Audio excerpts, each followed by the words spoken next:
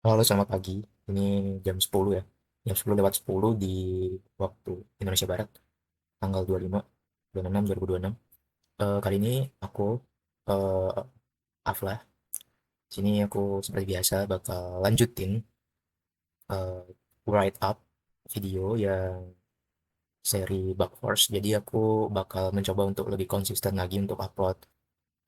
Misalnya ketika aku udah nyelesain sesuatu hal di CTF Bug Force ini, aku bakal coba upload secepat mungkin.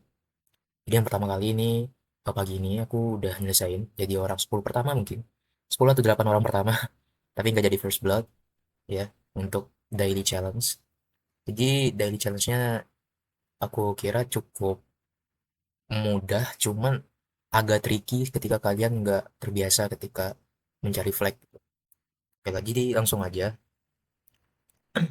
Jadi aku bakal restart dan aku bakal nunjukin cara pemikiranku gimana ketika aku nemuin. Jadi pertama-tama S, A,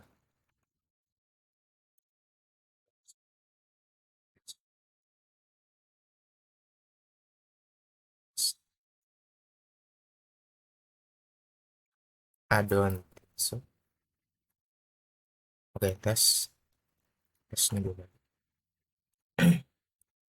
Jadi kita bakal ketemu lagi sama tampilan UI-nya itu kurang lebih kayak gitu. Jadi kalau sebelumnya kalian juga pernah nyoba di Bugforce, jadi Bugforce itu website temanya tuh kurang lebih kadang bisa sama, tapi kerentanan yang kita temukan atau yang kita targetkan untuk ditemukan itu berbeda. Jadi di sini eh, pertama-tama pastinya bakal nyoba semua fitur endpoint yang ada di yang ada di aplikasi copy pasta ini. Jadi kita buka inspect aja, Word sini, dan kalian coba lihat di sini ada in title aja, is this atau whatever, atau biasanya tuh aku biasanya langsung kayak coba aja, kayak langsung alert aja gitu misalnya. Coba aja. Mungkin di sini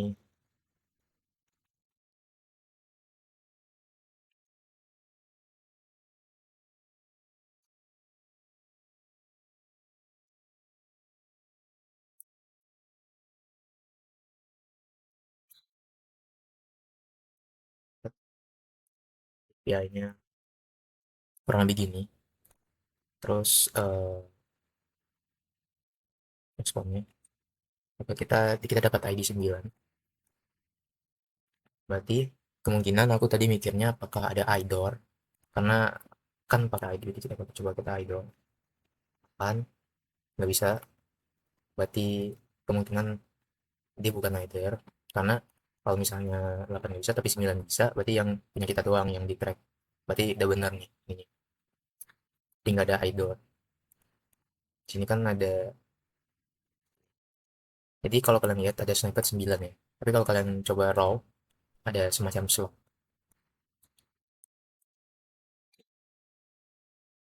Jadi kemungkinan juga nggak bakal muncul yang kayak gini atau title-nya. Jadi biasanya kan kalau slot berarti ada title-nya yang muncul sebagian atau seluruhnya gitu. Berarti memang nggak ada, dan biasanya berbasis ID, dan slotnya itu di encrypt. Kalau kalian lihat ini di encrypt. Jadi kita nggak bisa nebak juga. Jadi kemungkinan bukan Haider. Ini punya orang ada. Jadi ini ada 5. Dan ini mereka punya masing-masing yang unik. Dan jadi ini kalau kalian lihat di ini tuh semacam apa ya?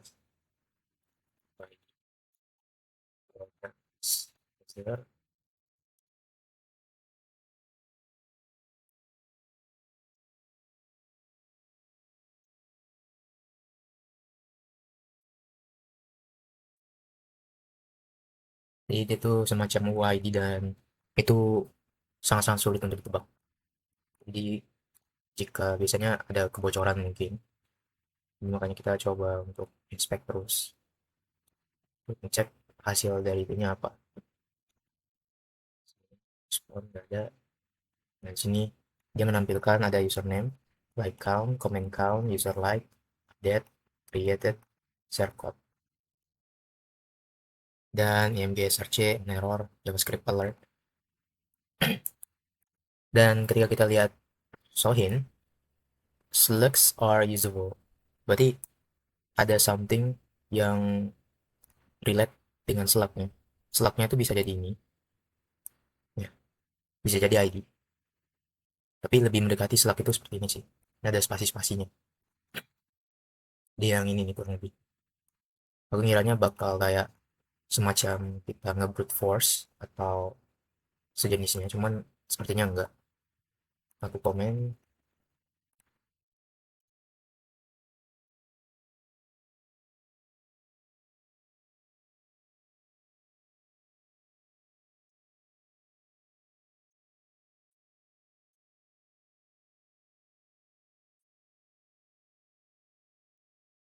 dan kemungkinan juga bukan di sana. Oke, kita juga ada collection. Jadi aku nyoba semua endpoint, dan memang kayak gitu. Dan kalian nyobain poin, kalian brute force, itu terakhir ya. Ketika kalian udah nyoba semua endpointnya dan kira-kira nggak ada yang menarik, jadi kalian coba untuk brute force semua parameter atau mass assignment. Lalu baru kalian down ke login atau register. Kita coba lihat dari sana. Ini nggak ada juga. Terusnya coba kita lihat. PI, oops, PI, ya. Ini Sonar True. Jadi jangan-jangan apakah kita bisa mengubahnya jadi sesuatu yang berbeda gitu. Jadi kita coba menggunakan bantuan ini. Jadi kita coba untuk intercept.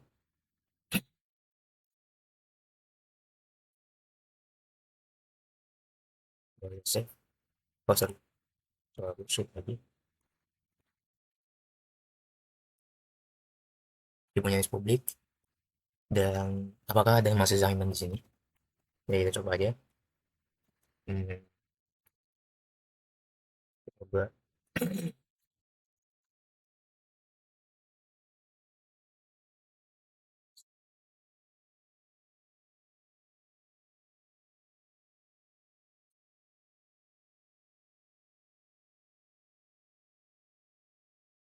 Kita tetap jadi Sonar sih. Harusnya kalau ada indikasi masih assignment biasanya kayak gitu. Kayaknya nggak terlalu ini sih.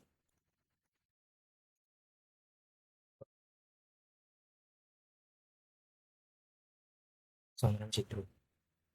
Mention,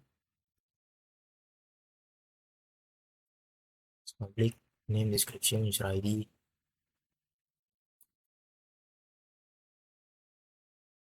Coba kita.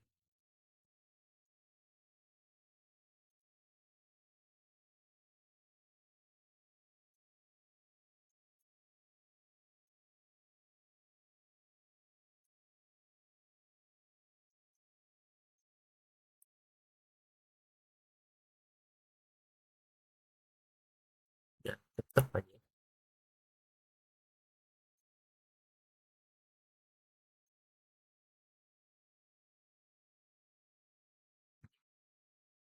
Berarti kurang lebih kita bisa anggap aja di sini aman gitu ya untuk sekarang. Dan kalian kalau misalnya share, berarti dari sini, ini kita bisa lihat dia nggak ada collection snippet, jadi coba kita tungguin dulu. Jadi aku coba-coba aja semua infonya. Jadi coba ini. Jadi ada snippet-snippet ID, coba jadi dua, ada tuh collection.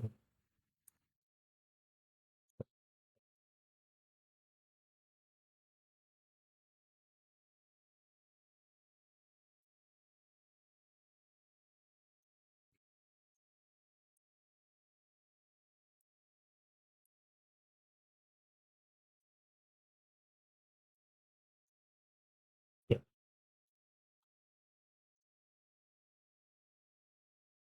Dan aku juga udah nyoba-nyoba juga untuk juga snippet dua gitu misalnya. Jadi kan ada collection tiga. Berarti yang tiga ini, berarti ada dua, ada satu gitu ya. Ini kalau misalnya tes ini not authorized. Jadi kemungkinan aku nggak bisa ngubah punya orang lain. Tapi kita bisa lihat nggak? Nah, di sini ada admin toolbox dan bisa lihat di sini juga ada punya coder 123. Coba lihat isinya. Jadi kita coba buka network dan kita ngelihat di sini ada beberapa panggilan API, di sini verify. Jadi setiap kita buka endpoint, jadi bakal mastiin kita itu authorized, authenticated enggak. Kemungkinan gitu ya. Dan ini semua adalah kredensial yang tadi kita masukin pas di register. Di sini ada panggilan seperti ini. Jadi ada API collection 1. Nah, ini datanya ada collection ID-nya apa, user ID yang bikin, description, dan ada selaknya. Jadi kalian tadi ingat kan, kita bisa buka suatu apa namanya? Kita bisa buka suatu collection itu dengan ID dan dengan slug tadi ya. Ini kita coba aja dulu. Coba kita lihat di sini.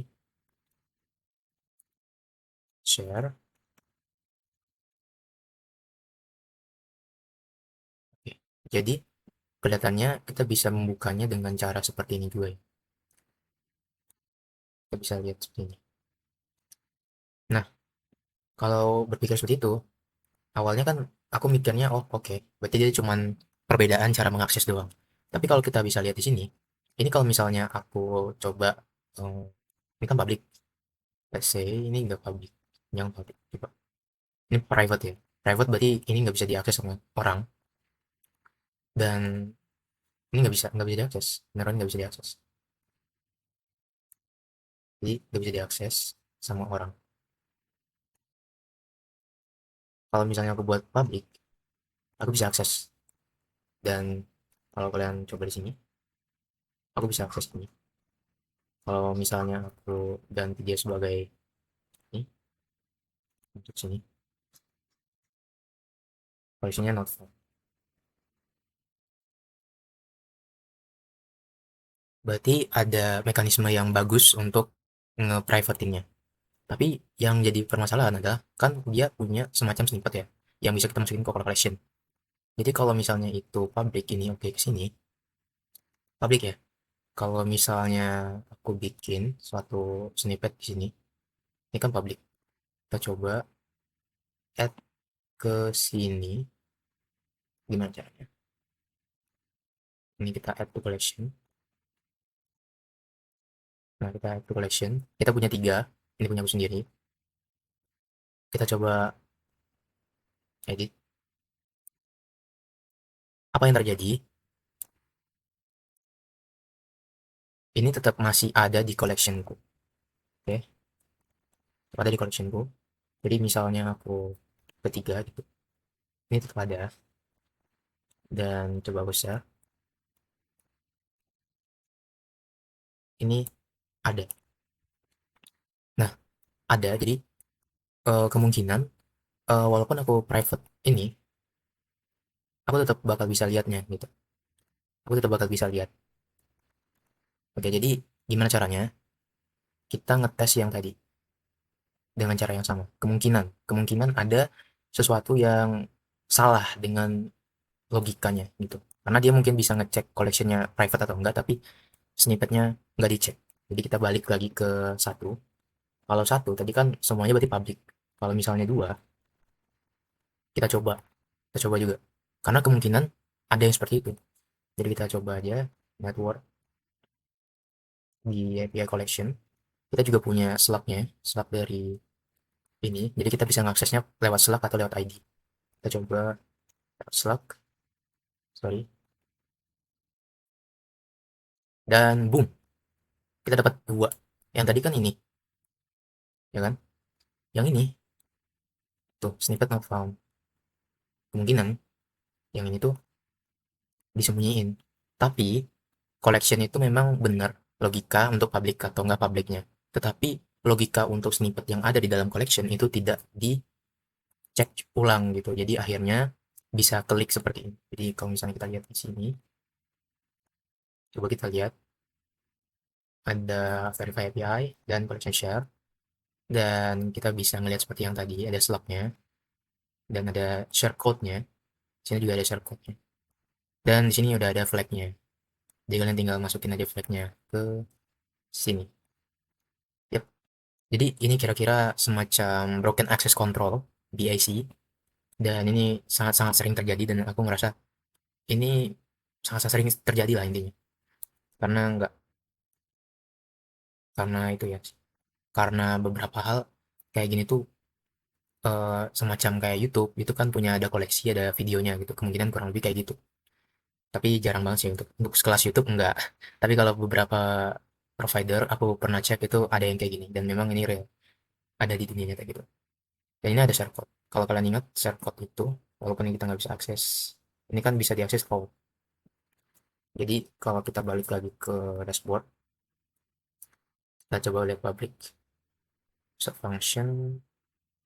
Ini kan ada raw. Ini bisa kita ganti di sini. Jadi dia bisa dilihat dari sana juga. Kurang lebih gitu ya. Untuk penjelasan bab kali ini tuh broken access control lebih ke improper sih, improper validation. Jadi ya kurang lebih bisa berakibat fatal kayak gini.